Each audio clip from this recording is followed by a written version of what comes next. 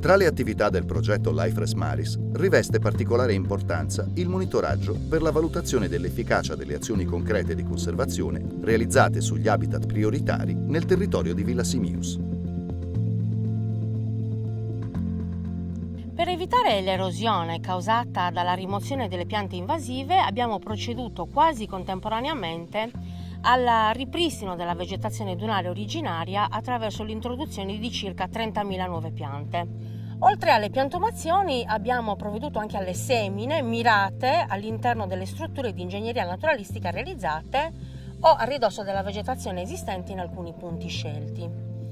L'efficacia delle nostre azioni, pertanto la ripresa della vegetazione degli habitat prioritari oggetto del progetto, viene costantemente valutata attraverso il monitoraggio fondamentalmente di 3 parametri: la sopravvivenza delle piante nuove, appunto piantumate, la nascita di nuove plantule dai semi e la capacità di trattenimento della sabbia all'interno delle strutture realizzate.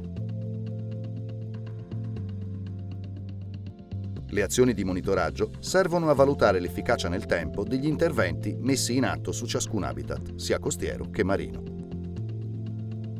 La prima azione di monitoraggio consiste nella valutazione dell'efficacia dell'azione concreta di conservazione relativa all'installazione dei capitelli di ormeggio. Il monitoraggio comprende attività in immersione subacquee relative alla valutazione di indicatori ecologici che ci consentono di valutare lo stato di conservazione dell'ambiente praterie di Posidonia oceanica. Queste indagini in immersione subacquea sono supportate da valutazioni a lungo termine in superficie relative alla frequentazione delle aree di Campulongu, Isola dei Cavoli e Punta Molentis da parte della nautica da diporto.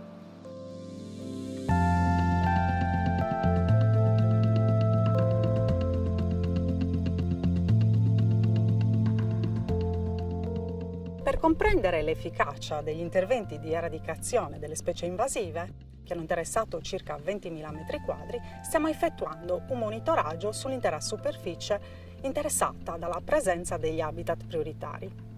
In particolare stiamo valutando l'effettiva scomparsa delle specie invasive e la ripresa della vegetazione.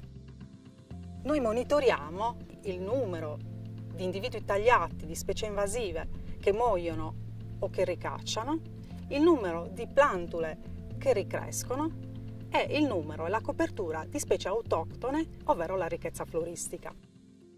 L'analisi dei dati ci permetterà di valutare nel tempo la capacità di ripresa degli individui tagliati e la capacità germinativa dei semi già presenti nel suolo. Le azioni di monitoraggio hanno evidenziato l'elevata capacità di ripresa dell'acacia. Così, per bloccare il fenomeno, è stato realizzato un ulteriore intervento, che consiste nella copertura dei ceppi di acacia con dei teli neri che ne impediscono la ricrescita. Grazie al monitoraggio stiamo riscontrando la reale efficacia di questo intervento sperimentale. Le azioni di monitoraggio vengono effettuate anche per le attività di ripopolamento dell'habitat prioritario di Posidonia oceanica. La seconda azione di monitoraggio prevede la valutazione dell'efficacia dell'azione concreta di conservazione, recupero e ripopolamento della prateria Posidonia oceanica.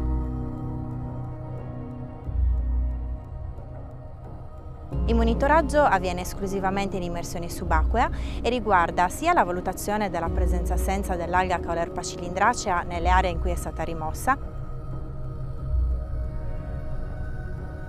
sia la valutazione dell'efficacia dell'azione di ripopolamento della pianta autoctona Posidonia oceanica. Quest'ultima avviene attraverso la valutazione del numero dei nuclei sopravvissuti e il conteggio delle talee appartenenti a ciascun nucleo. Le aree di intervento in questo caso sono Punta Molentis e Campulongu.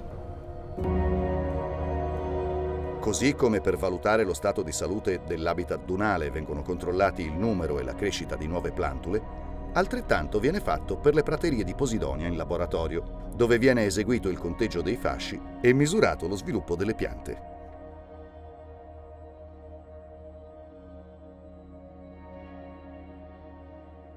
La costante attività di monitoraggio delle azioni concrete di conservazione svolte sugli habitat prioritari di Villa Simius è garanzia a lungo termine dell'esito del progetto.